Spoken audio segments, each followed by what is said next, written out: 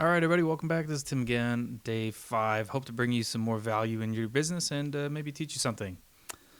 So, today we're going to talk about perishable products, why you want to sell them, why you don't want to sell them, what's the quirks about them, and some of the difficulties about it. So, let's start here. So, first off, what are perishable products? Basically, a perishable product is anything that can expire or go bad. So, some great examples, obviously, food products go bad after a while.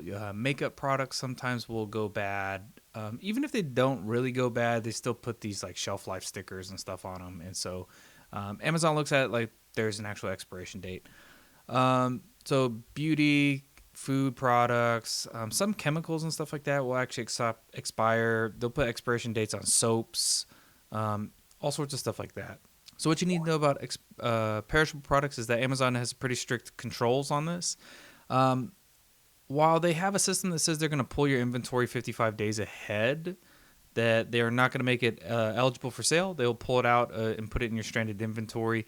That doesn't always happen. And if a customer gets an expired product even a year past expiration because Amazon put it back in stock, it's your fault. So it's really important that you keep a good control on your perishable products and really understand what you're doing when you sell these things. So a couple of things you need to know about it. One, there is actual expiration dates. So if you were to look at, all right, guys, so if you were to look at a random product, just pulled something out of a drawer here. Crunchy chickpeas. Why I have these in my office, I don't know. This is something I would not eat, but they're here. So, anyways, food products have expiration dates. Now the question is, where in the heck is the expiration date on this? Okay, it's actually really hard to see. You guys probably won't be able to see it, but that says 2/8/23, I believe, and it's kind of stamped right here. So that is the expiration date. So it says 2/8, so 55 days ahead of that puts it at the end of December, we'll call it. So Amazon theoretically should pull this by the end of December of 2022 because they're supposed to pull it 55 days ahead of it expiring so the customer doesn't accidentally get something that's expired. So you are required to at least have the expiration date clear, legible, readable. Stereotypically, most people are going to put those on your FNSKU stickers, which looks like this. Oh, I don't know if it's gonna. There we go. But anyways, you can see right here. Excuse me. The date is put on the sticker. So that's probably the best way to do it, just to be safe. It's always visible. The FNSKU is always visible. If you depend on some expiration dates on products, every once in a while what you'll see is that your sticker will cover it, then you can't see it. And actually, Amazon employees are supposed to and theoretically do put expiration dates in. So when they bring in the product, they look at the dates and they code it into their computer. And I can tell you that happens because they often screw stuff up. So let me pull up our unfulfillable inventory real quick. Hold on.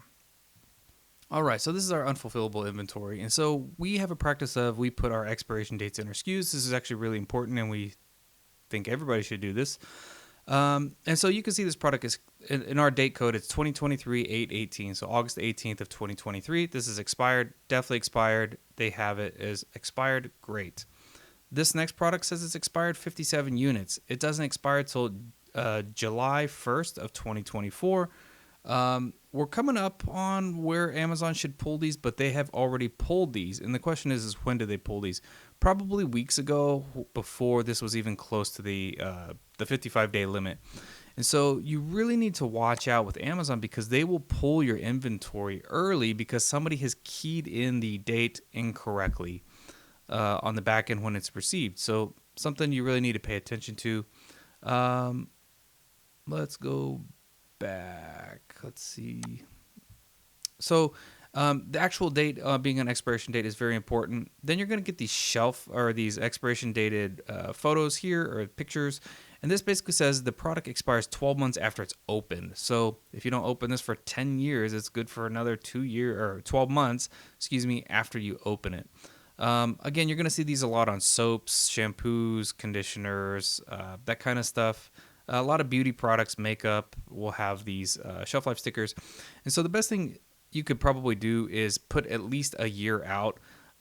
If you're not selling your products within a year, we need to talk about inventory turnover and how you're wasting money, leaving product at Amazon forever, storage fees and whatnot. But Amazon is supposed to put it down as like a 999 days. So theoretically, it's like 3 years expiration date from when they receive it. Let's scroll down here. This is actually one that confused the heck out of me not too long ago. So when you get these products like this, you will see that there are actual these dates according to the type of product it is. And so what happens every once in a while, you'll have a product that expires. Say you have a dried fruit, okay? It expires in 1 year from now, 365 days. Amazon will pull it at 180 days because it says the shelf life is shorter than your expiration date. And so this is something that's really annoying you have to watch out for. And you'll argue with Seller Central and the support and say, hey, it doesn't have an expiration date for another 180 days past today. They're like, well, sorry, the shelf life is shorter, so we went ahead and pulled it. So you need to watch out for stuff like this. So where am I going with this? Perishable products can be good. Stereotypically, we look at most perishable products as like replenishables. These are things that people buy every day. Every day people are using shampoo, soap, conditioner, food. And so they continue to buy these things over and over and over. It's not like you buy a kid's toy, one toy, and you're like, cool, I've satisfied that kid for 6 months with this one toy, and we're not going to buy another one. Same thing goes with other big things. A TV, you're only going to buy one TV a year, if that. And so it's a big purchase. You only buy it once. And so with perishable products, you see, like I said, this kind of evergreen thing where you're consistently restocking them, which seems great on the front end. You're like, hey, they're lowish price products. People buy them in like crazy. They have to have them. This isn't something that's necessarily going to be affected by the economy, which is true. There is a lot of competition in the space, and there are some major downsides. I'm going to put up a couple of pictures here, and we'll put up another one here. And basically, you'll see these are pallets of food products that we sell that have expired when we receive them from the vendors. They weren't far enough out to be able to sell. And those we claim with our vendor. But you're going to get returns. Amazon returns stuff a year and a half past the expiration date. Suddenly you just get a bunch of crap back. And again, it's like, was it worth getting back to begin with? Again, we've built a tool in our own software to determine what's the cost of the product, what's the return cost, and what's the reason why it expired, or reason why it's coming back. So if it's expired, I probably don't want it back to begin with. You might as well dispose of it. If it's a really cheap product that costs $1.50, I'm not going to pay $1.50 for Amazon to return that product back to me, because the return removal orders fees have skyrocketed from what they used to be. And so you really have to determine what's right. So those pictures I showed you is 2 pallets of just crap that we have to get rid of. So some of it will be donated, some of it will be thrown away, but this is all inventory loss. And so this is just money just flying out of your pocket. Also, the thing about perishable products most of the time is they're not returnable. So not returnable and not refundable are 2 completely separate things that you need to understand the difference. Not returnable means the customer does not have to send it back to you or Amazon to receive that product. Amazon will still refund the product. So again, these things, not returnable. If my cost was $3 or $4, and then the customer's like, nah, I don't want them anymore. They decide, hey, I want to return these because I don't like them. Amazon says, hey, it's non-returnable, but they sure as heck will refund the customer's money, and they get to keep the product. So you need to watch out for non-returnable products with perishable products. Most of the times, perishable products are marked as not returnable. So definitely watch out for that. So I just want to take a few minutes today and just, like I said, talk about perishable products. It's very important that the dates are legible. Amazon's going to pull it 55 days ahead. we will not receive it from our vendor unless we have at least a minimum of 120 days from the day we receive it to the expiration date. And even then, it can be tight because at 120 days, we'll call it about 60 days to prep that product, get it into Amazon, 2 weeks of floating around Amazon to really be in stock. And then you have 45 days or so to actually sell that product before Amazon's going to pull it at the 55-day mark. So again, you really got to watch out with perishable products. Minimum for us is 120 days out from expiration when we receive it. If not, we'll send it back to our vendor or claim it with them, depending on how the vendor deals with that. And then we need to get these to Amazon as fast as possible. Another thing that we do in our repricer, and again, I think I talked about it before, it's not available. This is our own internal repricer. We actually have an automatic markdown schedule for products that expire and products that melt. So as the expiration date comes near, we will gradually mark that thing down to take up to 100% loss, guys, just to get rid of the product, because it's better to take 50% of your money back than 0% because it's expiring. And then you either got to ship it back to yourself with a removal fee, which has gotten expensive, or have them donate it, which still costs you like 10 cents a unit. So it's actually better to take a loss on it and sell it at a loss than to, just let it expire. So, yeah, hopefully that was helpful for you guys. Expiration dates are hard. You really do need to pay attention to them. And again, like I showed you earlier in this unfulfillable things, this is our SKU. We put our expiration date in the SKU, and this is very important because you need to know that when this product expires. So I need to be jumping on Amazon saying, hey, you've put my products into unfulfillable inventory when it is still fulfillable. Like, they've messed this up, and we're actually pretty darn close. So this was April 7th. This is about 2 weeks ago, we'll call it.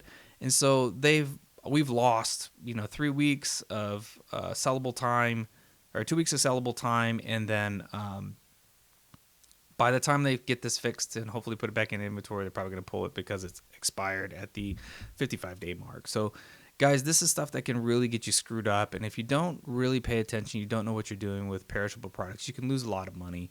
If I was going to go back and do it again, this is probably not something I would sell. We had the genius idea that we're going to sell these evergreen, fulfillable, or constantly restockable products that people need every single day. Yeah, we should be selling bed sheets. We should be selling toys. Even if toys is a small margin, we'd be better off selling toys. I probably wouldn't do this again. For us, building software, it's been a blessing because there's all sorts of nuances with expiration dates, low price inventory, just all sorts of difficult things. The grocery category has a 15% and an 8% commission rate. So it's been a blessing for us building software for other people. When you guys, if you guys use our software, you have all this stuff built in, versus like if we were trying to build software and all we sold was toys, we wouldn't know and have dealt with expiration dates, marking down on a repricer. We wouldn't have dealt with all this kind of stuff. So learn from our mistakes, learn from our experience. Expiration dated products are good and bad. Really weigh the good with the bad, and really understand what you're doing. And please, guys, always mark your expiration dates in your SKU. Just because you can have a lot better quality control, make sure Amazon doesn't screw you over. And just, if you don't know, if you're brand new to this, every product will have an ASIN, which is Amazon's generic identifier, and then you have your own M SKU, and you can have one ASIN with multiple M SKUs. And so again, this product, if I had 2 expiration dates, I have the parent SKU on our system, and then we have, this is what we call the child SKU. So my child M SKU on Amazon side, I could have this product with 2 different dates, and I'll have the same base here and then 2 different dates. So we'll have 2 different M SKUs for a single ASIN, and that's how we identify different expiration dates. So all right, guys, I'm going to shut up. Hopefully that was helpful. We hope to bring you some value every day in your business.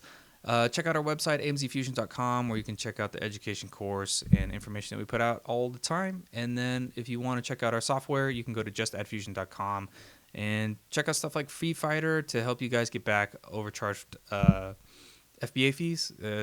tens of thousands of dollars we've recouped for sellers so far, and hope to continue growing. Amazon's overcharging people all day, every day. So it's completely free. You don't have to pay us a dime. It costs us money to run the servers, but it's completely free. So check it out. Just at fusion.com. All right, guys. Thanks. We'll see you on the next one.